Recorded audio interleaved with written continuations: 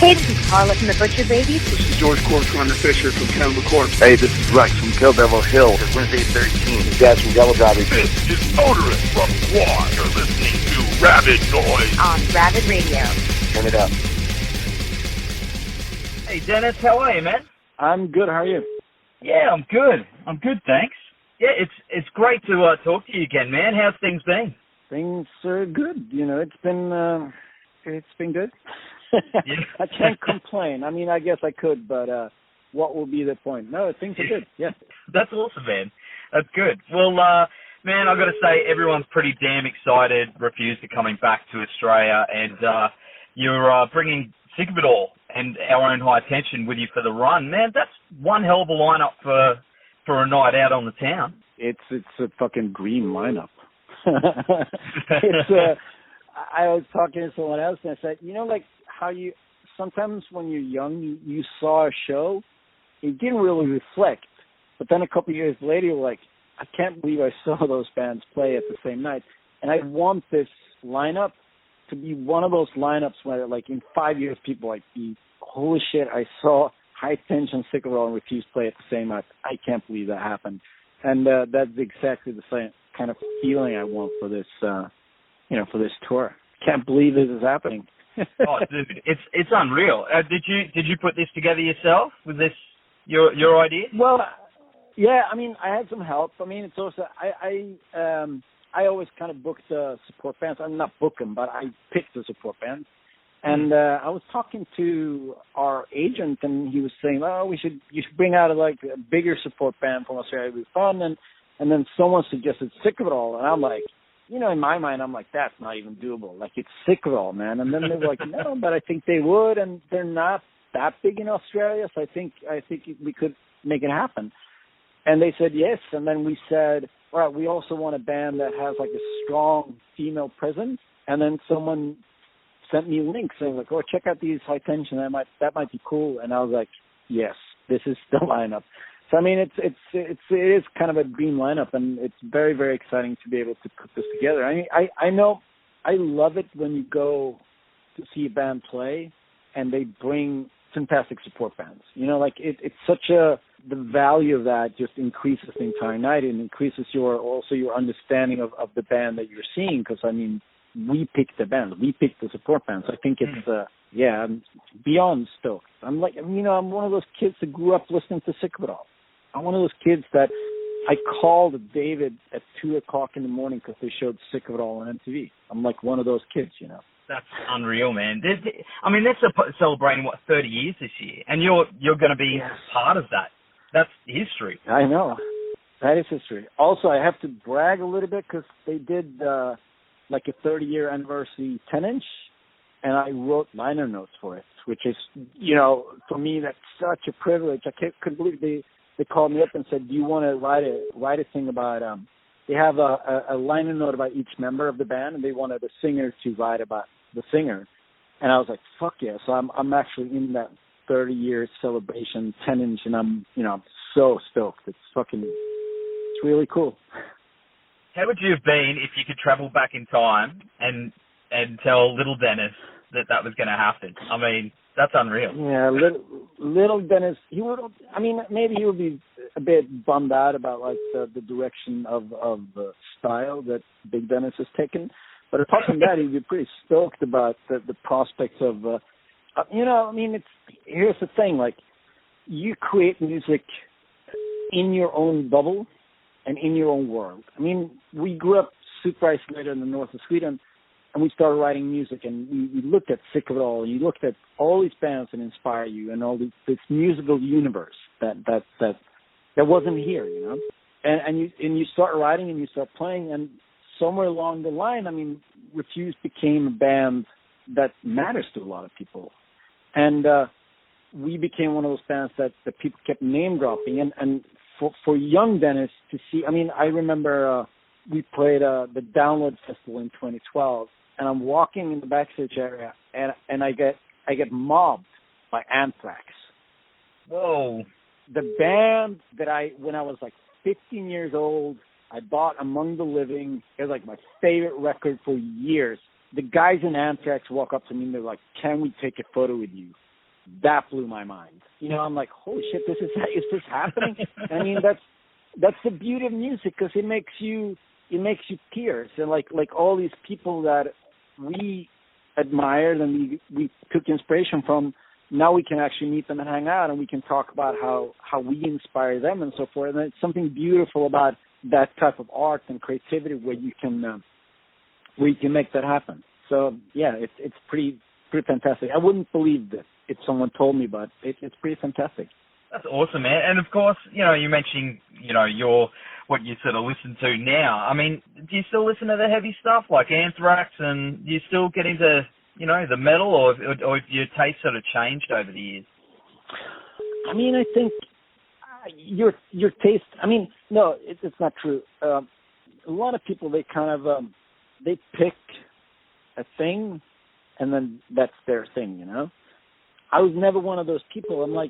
I was a metalhead, and I wasn't really good enough at playing my instrument because I wasn't a nerd.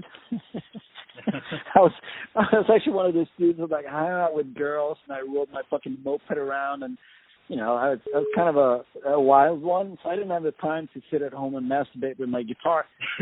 I never played metal, and when I discovered punk and hardcore, it was such a revelation for me. I mean, a lot of people, they get into punk and hardcore, and it kind of defines their world into this small, confined space. But for me, it was like anything is possible. You can do whatever you want, and that's kind of what I took from punk and hardcore. And I'm one of those guys that I want to discover something new musically every fucking day. Every day I want a new sound, a new song, a new band, something that challenges me. That being said, yeah, I still own the Anthrax records. I still own the old thrash and heavy stuff. I have a huge hardcore record collection. I mean, I still, that the stuff that defined you as a person, made me into who I am. You bring that with you for life. That's just going to be there in 20 years. We'll talk about that, and we'll still name drop Slayer. It's always going to be there. I think that's important. And with that, your different influences and stuff like that, you've always, as you said, you've kept a pretty open mind.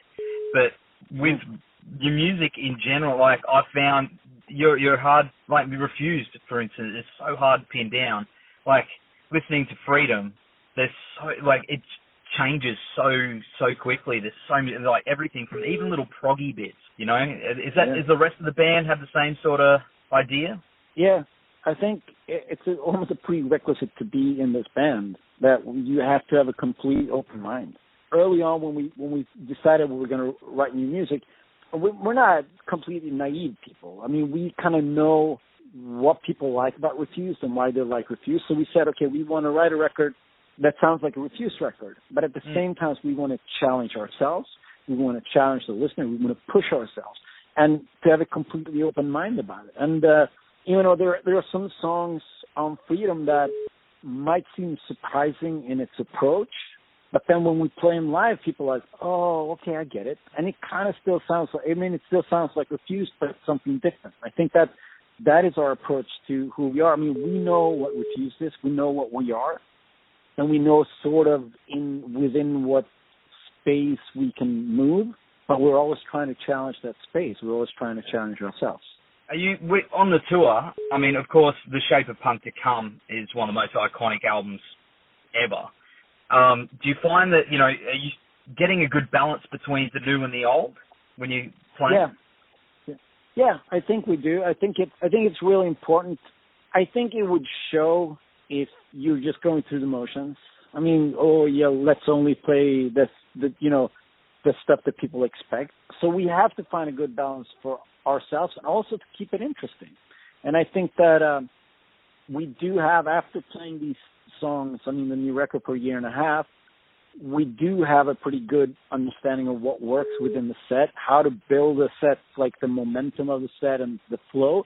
So I think it's a really good mix between Shape of Punk to Come, Freedom, and some older stuff as well. So I think that's really an important part of how you present it, In saying that, I mean, you played the older stuff, especially, New Noise. You probably played that thousands upon thousands of times. And there's bands out there that will flat out refuse to play their biggest song because they're over it, they're bored of it.